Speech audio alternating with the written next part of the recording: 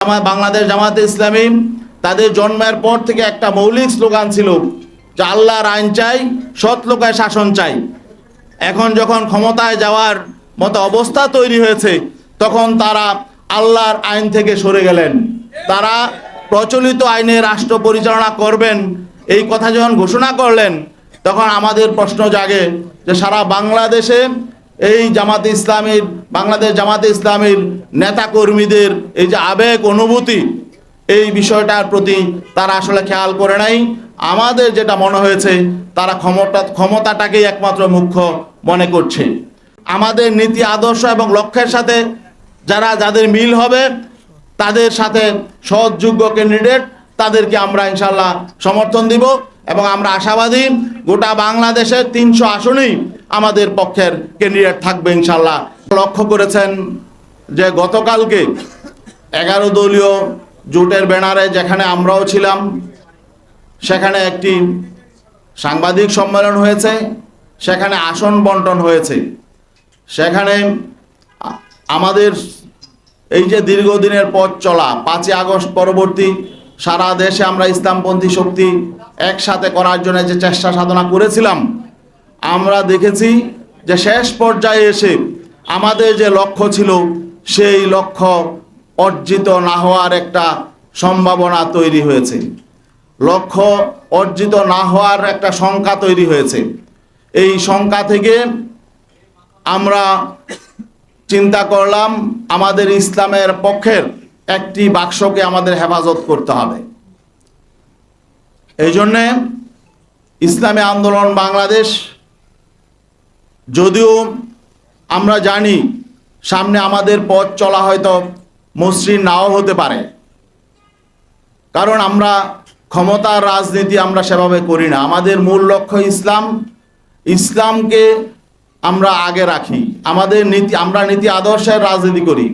আর এখানে আমরা দেখছি যে নীতি আদর্শের প্রশ্নে, রাজনৈতিক প্রশ্নে, ইনসাফের প্রশ্নে আমরা বৈরিতার শিকার হয়েছি।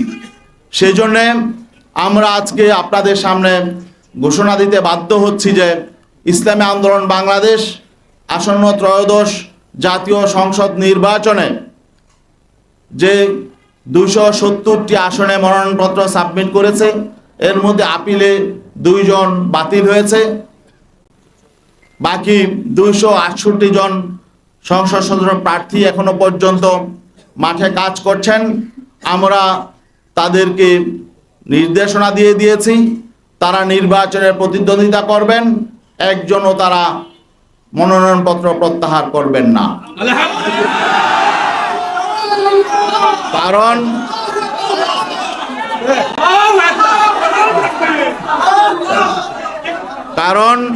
কারণ আমরা ইসলামী জনতার যে প্রত্যাশা, যে এখানে একটা বিষয় স্পষ্ট করে বলতে হয় যে আমরা কেন এই সিদ্ধান্তে আসলাম।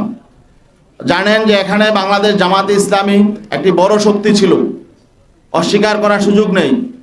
তাদের শক্তি সামর্থ্য অনেক বেশি, ঠিক আছে, কিন্তু আমরা আদর্শিকভাবে, নৈতিকভাবে আমরা কারো চেয়ে দুর্বল নই। আজকে আমাদের দুঃখজনক বাস্তবতা হলো, আমরা অবাক বিস্ময়ের সঙ্গে দেখলাম জামাতে ইসলামী সম্মানিত আমির জনাব ডাক্তার শফিকুর রহমান, তিনি স্পষ্ট করে বলেছেন যে তারা ক্ষমতায় গেলে প্রচলিত আইন অনুযায়ী রাষ্ট্র পরিচালনা করবেন। এবং তিনি যে খ্রিস্টান সম্প্রদায়ের প্রতিনিধির সঙ্গে কথা বলছিলেন, সেই খ্রিস্টান সম্প্রদায়ের একজন সম্মানিত নারী, তিনি স্পষ্ট করে বলেছেন যে আমরা আশ্বস্ত হয়েছি যে জামাতের আমির শরিয়া আইন প্রতিষ্ঠা করবেন না, এই ওয়াদা তিনি করেছেন, এই জন্য আমরা আশ্বস্ত হয়েছি। তো এখন বাকি এই বিষয়টা যখন আমরা জানতে পারলাম, তখন আমরা স্পষ্ট হয়ে গেলাম যে আমরা যেই লক্ষ্য নিয়ে চলছি, সেই লক্ষ্য অর্জিত হবে না। কারণ আজকে যখন রাষ্ট্র ক্ষমতা যাওয়ার মতো একটা পরিস্থিতি তৈরি হয়েছে, এখন যারা প্রধান শক্তি, তারাই যদি ইসলামের সুমহানী আদর্শ থেকে ভিন্ন দিকে চলে যায়, তারা যদি ইসলামী আইনের প্রতি তাদের আস্থা না থাকে, তাহলে আমরা যে কর্মী সমর্থক নিয়ে সারা দেশে ইসলামের পক্ষে কাজ করে যাচ্ছি, এই স্বপ্নই থেকে যাবে। এবং আজকে আমরা অবাক বিস্ময়ের সাথে লক্ষ্য করছি, জামাতে ইসলামী বাংলাদেশের সারা দেশে লক্ষ লক্ষ কর্মী সমর্থক আছেন। আমরা জানি বাংলাদেশ জামাতে ইসলামী তাদের জন্মের পর থেকে একটা মৌলিক স্লোগান ছিল যে আল্লাহর আইন চাই, সৎ লোকের শাসন চাই। এখন যখন ক্ষমতায় যাওয়ার মতো অবস্থা তৈরি হয়েছে, তখন তারা আল্লাহর আইন থেকে সরে গেলেন। তারা প্রচলিত আইনে রাষ্ট্র পরিচালনা করবেন এই কথা যখন ঘোষণা করলেন, তখন আমাদের প্রশ্ন জাগে যে সারা বাংলাদেশে এই বাংলাদেশ জামাতে ইসলামীর নেতা কর্মীদের এই যে আবেগ অনুভূতি, এই বিষয়টার প্রতি তারা আসলে খেয়াল করে নাই। আমাদের যেটা মনে হয়েছে, তারা ক্ষমতাটাকেই একমাত্র মুখ্য মনে করছে। তো এখন আমরা আসলে তাদের ক্ষমতায় যাওয়ার পথে বাধা হতে চাই না। আমরা বিনয়ের সাথে বলতে চাই, আমরা এই প্রচলিত আইনে বিগত 54 বছর রাষ্ট্র পরিচালিত হয়েছে। এই প্রচলিত আইনে শান্তি প্রতিষ্ঠায়, কল্যাণ প্রতিষ্ঠায় প্রচলিত আইন ব্যর্থ হয়েছে। এই প্রচলিত আইন বৈষম্য তৈরি করেছে। অন্যায় অবিচারের মূল হলো প্রচলিত আইন। অতএব আমরা তো সবসময় বলে আসছি, প্রচলিত আইন পরিবর্তন করে সেখানে আল্লাহর দেয়া আইন এবং ইসলামের সুমহান আইন, যেটা সকলের জন্য সমান এবং ধর্মবর্ণ নির্বিশেষে সকলের অধিকার প্রতিষ্ঠা করবে, আমরা তো সেই আইন প্রতিষ্ঠার জন্য আন্দোলন করি।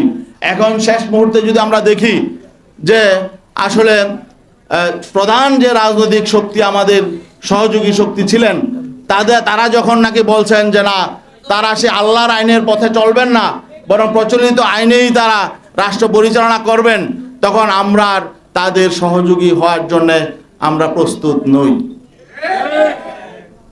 এই জন্যে আমরা মনে করছি এটা আমাদের এই ইসলামপন্থী শক্তির সামনে আমাদের তুলে ধরা দরকার। এই জন্যে আমরা তাদের আবেগের প্রতি শ্রদ্ধা জানাই। অনেকেরই অনেক রকম আবেগ তৈরি হয়েছিল, এই ঐক্যকে নিয়ে আমরা তাদের প্রতি সম্মান শ্রদ্ধা জানাই। আপনাদের যদি আরো কোনো ব্যাপারে কোনো প্রশ্ন থাকে। ও আরেকটা বিষয়, আমাদের যেহেতু 268 আসনে ক্যান্ডিডেট আছে আর 32টা আসন এখনো ফাঁকা আছে, এই 32 আসনেও আমরা সমর্থন দিব। সেখানে কাদেরকে আমরা সমর্থন দিব সেটা আমরা মনোনয়নপত্র প্রত্যাহারের পরে আমরা ডিসাইড করব।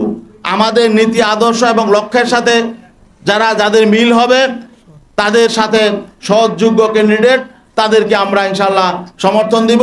এবং আমরা আশাবাদী গোটা বাংলাদেশের 300 আসনেই আমাদের পক্ষের ক্যান্ডিডেট থাকবে ইনশাল্লাহ, যাতে ওয়ান বক্স, যাতে পিসাব চরমনাই ইসলামের পক্ষে ওয়ান বক্স, সেটা যাতে সঠিক বাস্তবায়ন আগামী নির্বাচনে থাকে, এই জন্য আমরা ইনশাল্লাহ এই ব্যবস্থা আমরা করব। সবাইকে ধন্যবাদ।